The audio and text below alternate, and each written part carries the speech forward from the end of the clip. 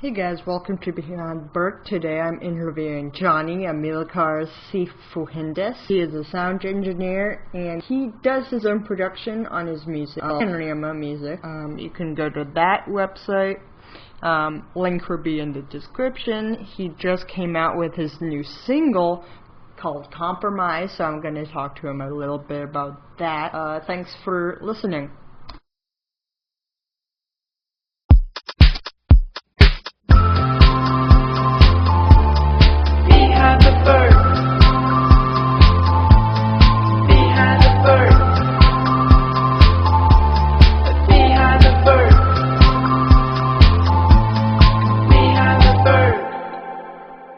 We're gonna start with a few icebreaker questions. I don't want icebreaker questions. Just hit me with the hard stuff. Okay, no. Favorite movie? Favorite movie? Yeah. Ooh, it's changed throughout the years, but I can solidly say that Scott Pilgrim is my favorite movie. That was a good movie. Yeah, it's a lot of good jokes in there, a lot of good scenes, and the music is fantastic. The soundtrack is amazing. Yeah, it is. Yeah. What about yours? Good Will Hunting. Oh, okay, cool. Yeah. Right on. Yeah. Favorite TV show? Ooh, dang. I don't really watch TV nowadays, but when I did watch a lot of TV, I was really into Degrassi. Back when Drake wasn't Drake. Oh my god, the good old days. The good old days, yeah, the solid days. Yeah, I don't know. I don't really have a favorite TV show, to be honest. I mean, SpongeBob was always cool. You know, I would always watch like Rocket Power and whatever. So I don't know. Okay. Favorite book? Ooh, favorite book. I'm gonna say the Da Vinci Code. Wow. Okay. Yeah, that's a really good book. That entire series is really good, but Da Vinci Code has always been my favorite one. I've heard that. Yeah, the movie is equally as good. Really? The book is better. I heard the book is yeah. I'm like, favorite color? Black. Black. You're wearing a lot of black right now, so yeah. Favorite song? Damn. Yeah. Favorite song? I know. See, I always ask people this question. So now that you ask me, I don't know what to say. Favorite song. I'm gonna go with Like a Rolling Stone by Bob Dylan. That's a good one. There's a lot going on in that song.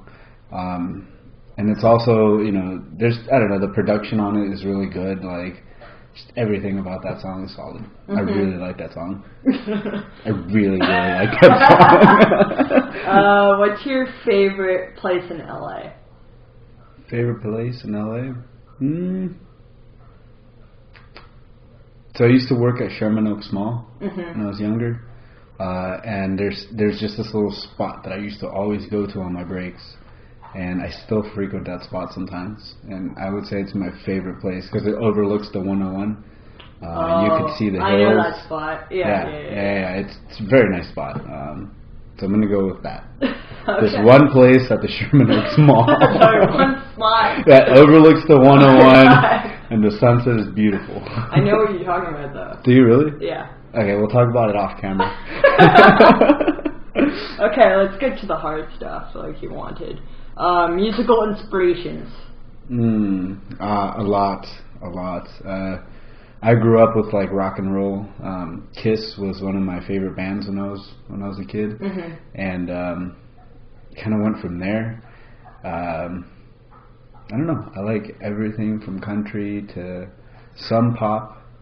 Some modern rap is okay. Metal, punk, like Americana, stuff like that. Just kind of everywhere. I really enjoy when people show me new music too. So that's always a good thing. So do you have any cool songs or whatever you want to share? Just give them to me. I have a lot. Yeah, that's cool. Make a playlist. Yeah.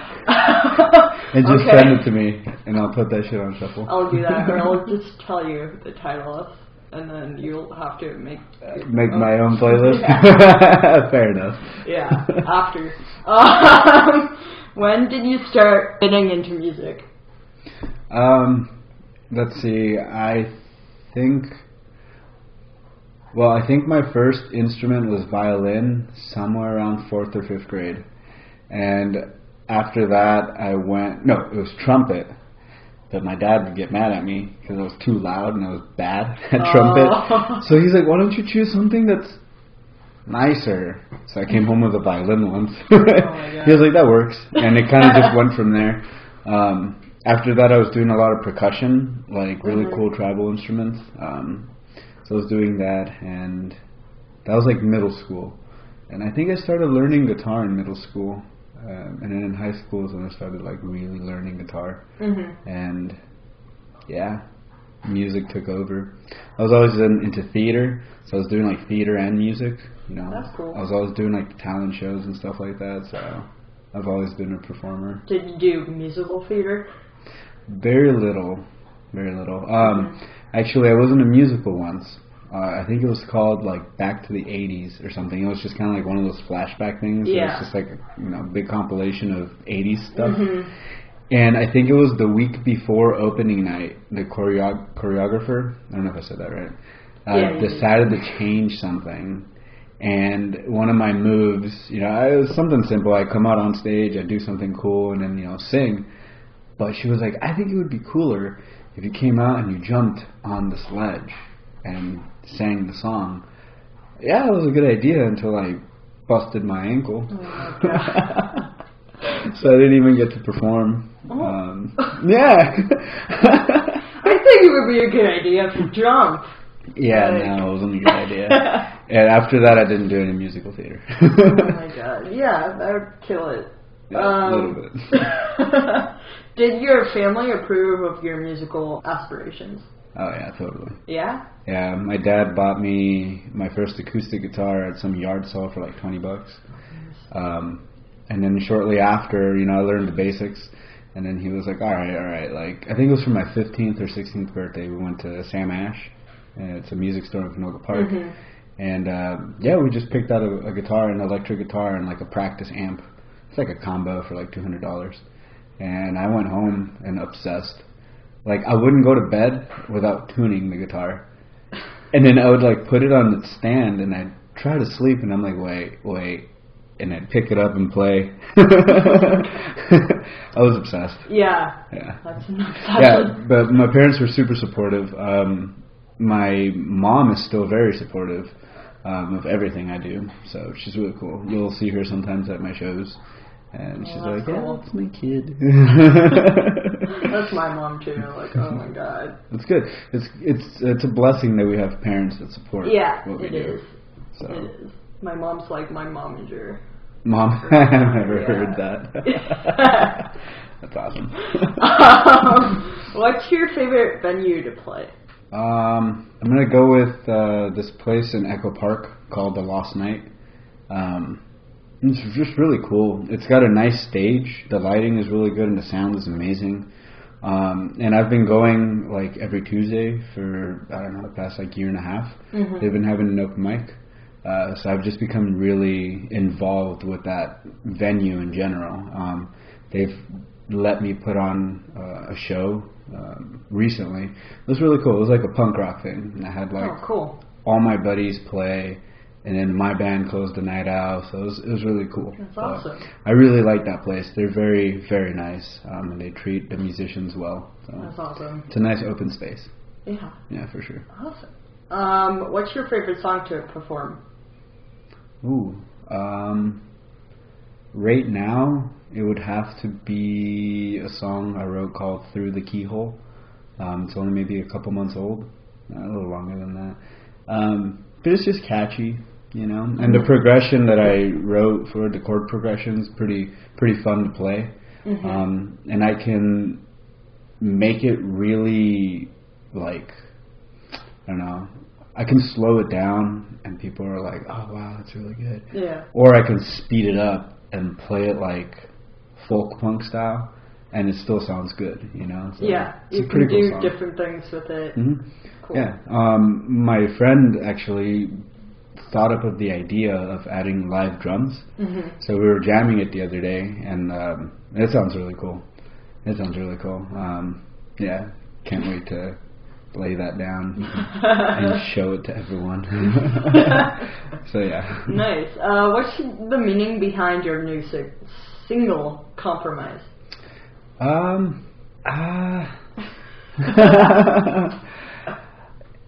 Many things. I guess the main thing behind the song is when you're in a relationship, you compromise a lot. And you give up a lot of yourself to make the other person happy and vice versa. So like the opening lines are, let me tell you about the time I saw Mother Mary cry. She held onto my arm and said, it's the compromise that has killed him today. It's just painting the picture of like, well, you bit the bullet and it kind of went south, so it's like a reflection. And I was giving a buddy like relationship advice once. And I was like, you're a lot like me. And we had like an hour and a half conversation in his car. We were just like chain smoking cigarettes and just talking about relationships. And I was like, wow, this conversation really hit me. And I was able to complete the song. So awesome. Yeah, it was cool. So yeah, it's just, I don't know, giving yourself up and then just kind of like finding yourself again, you reflect and you learn a lot.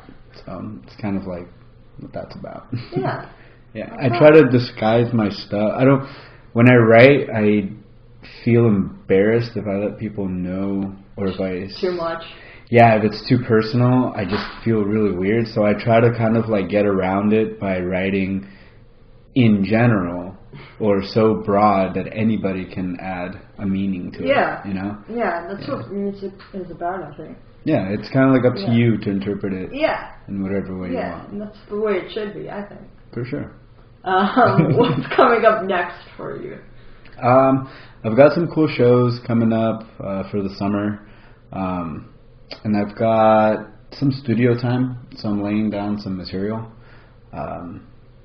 Yeah.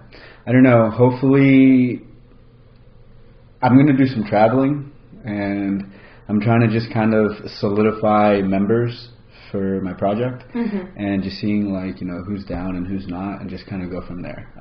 Because I write a lot of the material, but I leave it open so that anybody can jam with me, you know? So I'm just kind of looking for the right people that share the same mindset as I do, so we can pursue. I mean, it's kind of like the whole idea behind Panorama is just, it can be whatever you want it to be. Yeah. And it's ever changing. So like, for example, Through the Keyhole could sound one way today, and then 2 weeks from now it'll sound completely different. And I think that's pretty cool. Yeah, it is. Yeah. That's all my questions. Do you have anything to add? What made you want to interview people? It was a creative outlet for me. Besides school, I just didn't want to do just school anymore. So I just started this, and then it took off, and then... I think it's cool. I appreciate what you're doing. Thank you. And I think it's really nice that you're shedding some light on all of us, all those local artists that, are just kind of doing our thing, and it's cool. So I appreciate you. Thank you. I appreciate you. Thank you for reaching out. Yeah.